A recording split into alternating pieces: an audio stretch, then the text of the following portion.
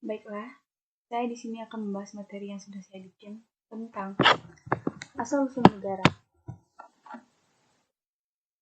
Negara adalah suatu wilayah yang memiliki batas, penduduk, dan pemerintahan yang berdaulat di dalamnya. Suatu negara terbentuk bukan karena tidak ada alasan atau penyebabnya. Semua negara di muka bumi ini memiliki sejarah tersendiri tentang asal mula terbentuknya. Oleh karenanya, kita harus mengetahui asal mula terbentuknya suatu negara. Di muka bumi ini terdapat ratusan negara yang berdiri. Negara-negara tersebut berdiri karena ada asal-usulnya.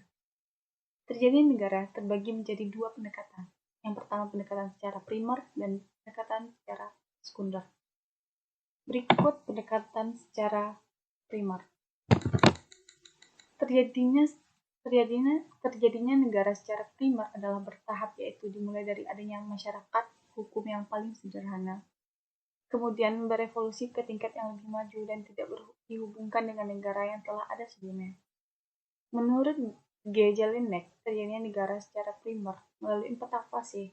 Yang pertama, fase persekutuan manusia yang kehidupan diawali oleh dari sebuah keluarga, kemudian menjadi kelompok masyarakat yang hukum tertentu atau disebut suku bangsa, suku yang akhirnya berkembang menjadi lebih besar dan dipimpin oleh kepala suku yang merupakan primus inter pares. Yang kedua, fase kerajaan. Pada fase ini, kepala suku sebagai primus inter pares kemudian menjadi raja yang dengan kecukupan wilayah yang lebih luas akibat fakta alamiah maupun karena penaklukan wilayah lain. Yang ketiga, fase negara nasional. Awalnya negara nasional diperintah oleh raja yang absolut dengan pemerintah yang tersentralisasi. Semua rakyat dipaksa mematuhi kehendaknya dan diperintah raja. Hanya ada satu identitas kebangsaan, maka fase ini disebut fase nasional. Keempat, fase negara demokrasi. Setelah rakyat memiliki kesadaran kebangsaan, kemudian tidak ingin lagi diperintah oleh raja yang absolut, rakyat ingin mengendalikan pemerintahan dan memilih pemimpinnya sendiri, yang dianggap dapat mewujudkan aspirasi mereka yang lebih dikenal dengan kedaulatan rakyat. Maka lahirlah negara demokrasi. B. Proses terjadi negara secara sekunder. Terjadinya negara secara sekunder adalah membahas terjadinya negara baru yang dihubungkan dengan negara lain yang telah ada sebelumnya. Berkaitan dengan hal tersebut, maka pengakuan negara lain di dalam teori sekunder merupakan unsur terpenting berdirinya suatu negara baru. Menurut kenyataan sejarah terjadinya suatu negara karena 1. Penaklukan penduduk adalah suatu daerah belum ada yang menguasai kemudian diduduki oleh suatu negara. Contohnya, Liberia diduduki budak-budak Nergo yang dimerdekakan tahun 1847.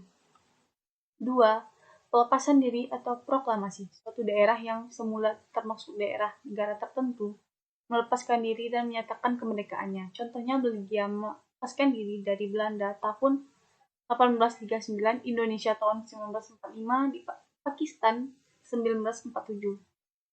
Semua wilayah Hindustan. Pencaplokan atau penguasaan. Suatu negara berdiri dari suatu wilayah yang dikuasai pencaplok oleh bangsa lain tanpa reaksi berarti. Contoh negara Israel ketika dibentuk tahun 1948, maka pencaplok daerah Palestina, Suriah, Yordania, dan Mesir. Baiklah, saya di sini akan melanjutkan penjelasan tentang asal-usul negara. Teori tentang asal mula terjadinya negara. Teori ketuhanan. Dasar pemikiran teori ini adalah suatu kepercayaan bahwa segala sesuatu yang ada atau terjadi di dalam suatu alam semesta adalah semua kehendak Tuhan. Demikian pula negara terjadi karena kehendak Tuhan. Teori kekuasaan. Menurut teori ini, negara terbentuk karena adanya kekuasaan, sedangkan kekuasaan berasal dari mereka-mereka yang paling kuat dan berkuasa. Sehingga dengan demikian, negara terjadi karena adanya orang yang memiliki kekuasaan atau kekuatan menaklukkan yang lemah. Teori perjanjian masyarakat. Menurut teori ini, negara terbentuk karena sekelompok manusia yang semula masing-masing hidup dengan sendiri-sendiri mengadakan perjanjian untuk membentuk organisasi yang dapat menyelenggarakan kepentingan bersama. Teori hukum alam. Menurut teori ini, terbentuknya negara dan hukum dengan memandang manusia sebelum ada masyarakat hidup sendiri-sendiri. Teori perjanjian manusia menghadapi kondisi alam dan timbullah kekerasan manusia akan musnah bila ia tidak mengubah cara-caranya. Proses penentuan bentuk negara Indonesia. Awal tahun 1950 merupakan periode krutal atau buruk bagi Indonesia. Pertentangan dan konflik untuk menentukan bentuk negara bagi bangsa dan negara Indonesia tengah berlangsung. Pada satu sisi, secara resmi saat Indonesia merupakan negara federal sebagaimana hasil konferensi meja bundar, akan tetapi pada saat yang bersamaan muncul gerakan yang menentang keberadaan negara federal itu. Gerakan ini eksis bukan saja dari kalangan elit, tapi juga di kalangan masyarakat bawah. Gerakan tersebut menghendaki diubahnya bentuk negara federal menjadi negara kesatuan. 2. Teori kedaulatan negara. A. Pengertian teori kedaulatan negara. Menurut teori ini, kekuasaan tertinggi terletak pada negara. Sumber kedaulatan adalah negara, yang merupakan lembaga tertinggi kehidupan suatu bangsa. Kedaulatan timbul bersamaan dengan berdirinya suatu negara. Hukum dan konstitusi lahir menurut kehendak negara. Diperlukan negara dan diabdikan kepada kepentingan negara. Menurut F. Hegel, terjadinya negara adalah kodrat alam. Menurut hukum alam dan hukum Tuhan, maka kebijakan dan tindakan negara tidak dapat dibatasi hukum. B. Kedaulatan negara. Istilah kedaulatan merupakan terjemahan dari bahasa Inggris sovereignty, yang dalam Italia disebut sovranos, yang artinya tertinggi. Kedaulatan berarti kekuasaan tertinggi atau kekuasaan yang tidak terletak di bawah kekuasaan lain. Sedangkan pengertian negara adalah organisasi yang di dalamnya ada rakyat, wilayah yang permanen, dan pemerintahan yang berdaulat. Kedaulatan negara adalah kekuasaan tertinggi ada pada negara, bukan pada kelompok orang yang menguasai kehidupan negara.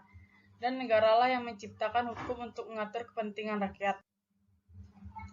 C. Kedaulatan memiliki 4 sifat dasar, yaitu yang pertama permanen, yaitu kedaulatan itu tetap ada selama negara tetap berdiri. Yang kedua asli, artinya hukum kedaulatan itu tidak berasal dari yang kekuasaannya lebih tinggi.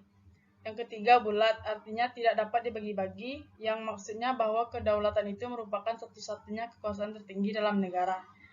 Yang keempat tidak terbatas, artinya kedaulatan itu tidak dibatasi oleh siapapun, sebab apabila kedaulatan itu terbatas, tentu saja kekuasaan yang tertinggi akan lenyap. D. Bentuk dan kedaulatan NKRI. Menurut teori modern, bentuk negara saat ini dibedakan menjadi 2, yaitu negara kesatuan atau unitaris dan negara serikat federalis. Berikut negara Indonesia dari waktu ke waktu. Periode 18 Agustus hingga 27 Desember 1949 bentuk negara kesatuan. Dalam masa ini bentuk negara sesuai dengan Undang-Undang Dasar 1945, yaitu kesatuan dan bentuk pemerintahan republik. Periode 27 Desember 1949 sampai 17 Agustus 1950 bentuk negara serikat atau RIS. Dalam periode ini bentuk negara Republik Indonesia berubah menjadi negara serikat. Sebetulnya bukan kehendak bangsa Indonesia untuk memakai bentuk negara dan sistem pemerintahan ini.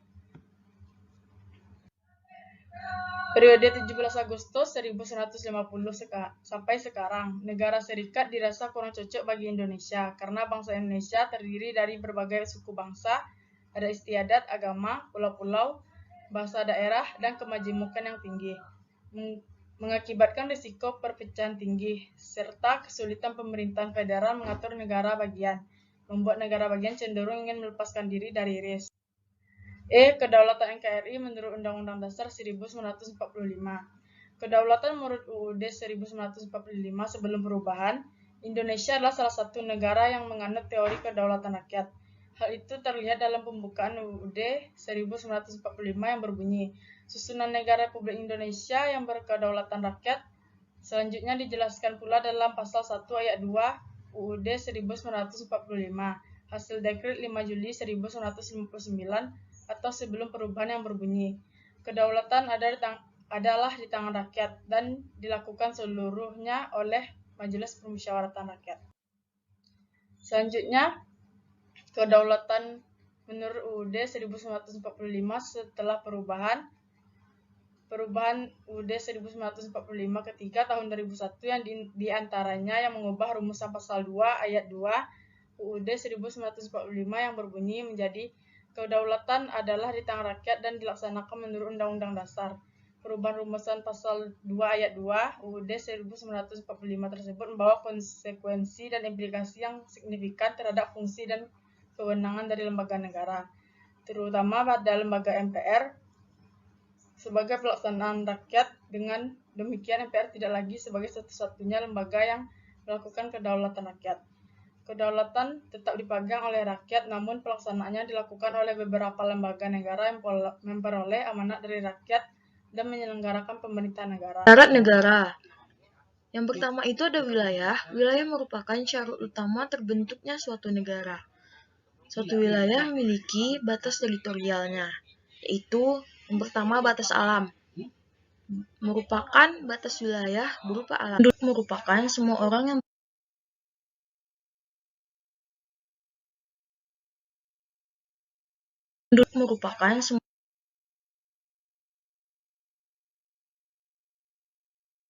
Syarat negara. Yang pertama itu ada wilayah. Wilayah merupakan syarat utama terbentuknya suatu negara. Suatu wilayah memiliki batas teritorialnya, yaitu yang pertama batas alam. Merupakan batas wilayah berupa alam, seperti danau, gunung, sungai, selat, dan laut. Yang kedua itu ada rakyat. Suatu negara tidak akan bisa melakukan pemerintahan jika tidak ada rakyat. Rakyat merupakan sekumpulan manusia yang disatukan wilayah tertentu serta tunduk kepada kekuasaan negara. Rakyat terbagi menjadi penduduk, bukan penduduk, warga negara, dan bukan warga negara.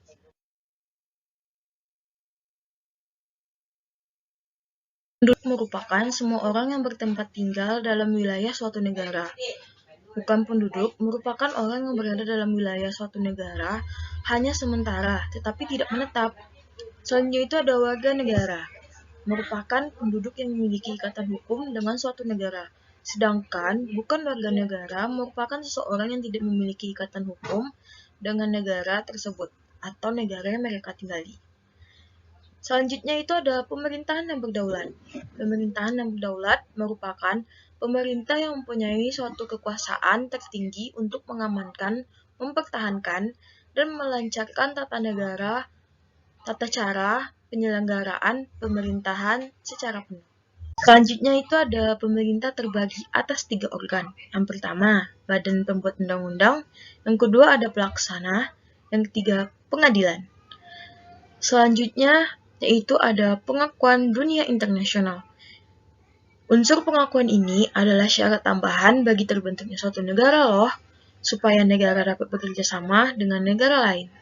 Pengakuan tersebut terbagi 2 jenis, yaitu pertama de facto, suatu negara diakui ketika sudah memenuhi syarat terbentuknya negara, meliputi wilayah, rakyat, dan pemerintah yang berdaulat. Yang kedua itu ada de jure, suatu negara diakui berdasarkan hukum internasional. 4. Pemerintahan. Pengertian sistem pemerintahan. Sistem pemerintahan berasal dari kata gabungan 2 kata sistem dan pemerintahan. Kata sistem merupakan terjemahan dari bahasa lain, Sina, dan bahasa Yunani, Sutema. Adalah satu kesatuan yang terdiri dari komponen yang dihubungkan bersama untuk memudahkan aliran informasi, materi, atau negeri. Sistem berarti suatu keseluruhan yang terdiri atas beberapa bagian yang mempunyai hubungan fungsional. Atau dapat juga dikatakan bahwa sistem adalah sekumpulan unsur yang saling berkaitan dan saling mempengaruhi dalam melakukan kegiatan bersama untuk mencapai suatu tujuan.